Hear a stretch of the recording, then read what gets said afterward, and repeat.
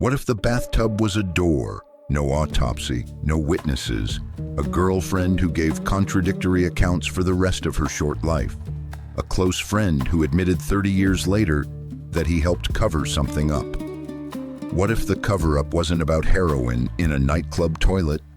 What if the cover-up was about a man who wanted to disappear? Imagine it is late June 1971. Jim Morrison is 27 years old. He has been in Paris for 3 months.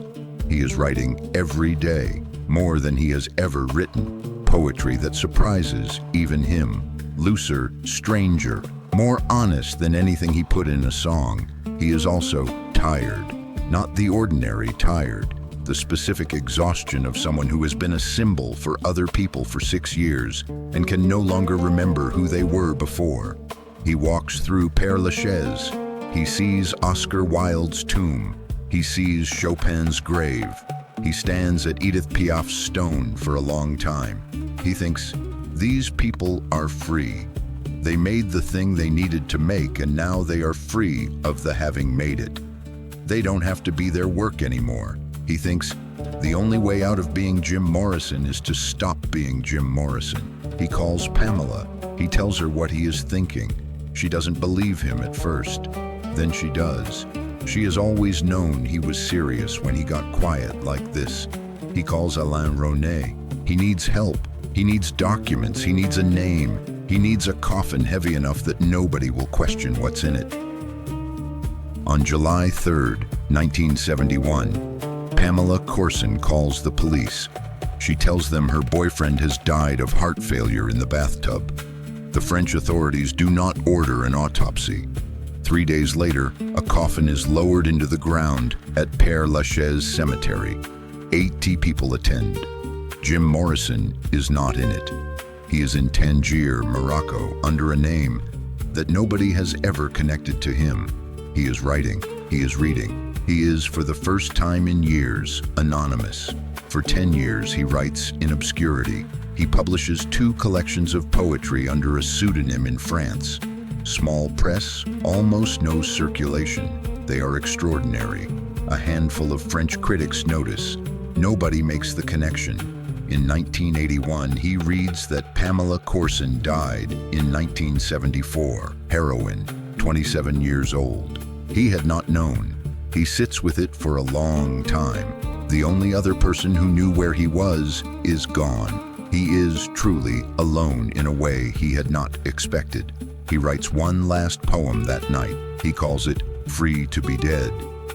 In 1991, Jim Morrison dies. His second death, his real one, of a heart condition in a small apartment in Tangier.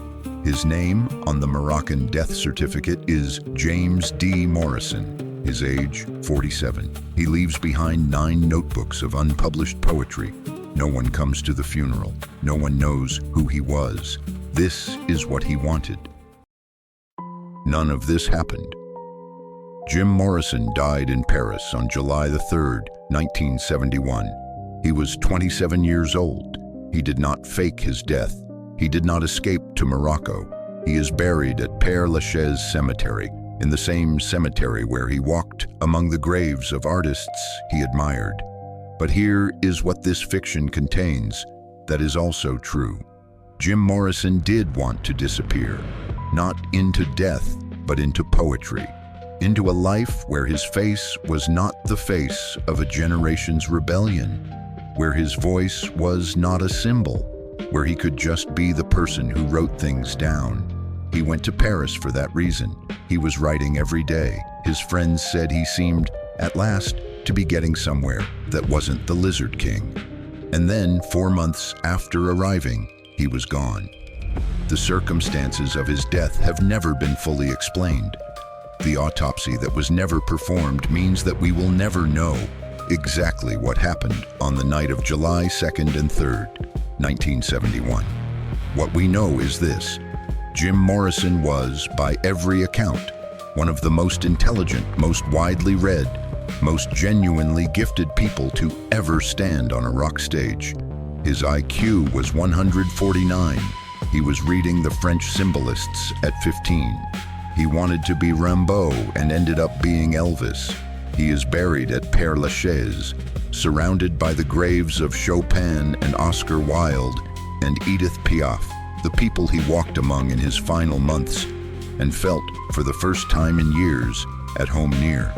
Whether the bathtub was the whole truth or not, what is certain is that he was a poet who happened to be a rock star, and the rock star swallowed the poet for most of his short life. In Paris for 4 months, the poet was winning. Then the water took him too. Subscribe. We tell the truth about these stories, and when we tell fiction, we always tell you. Every week,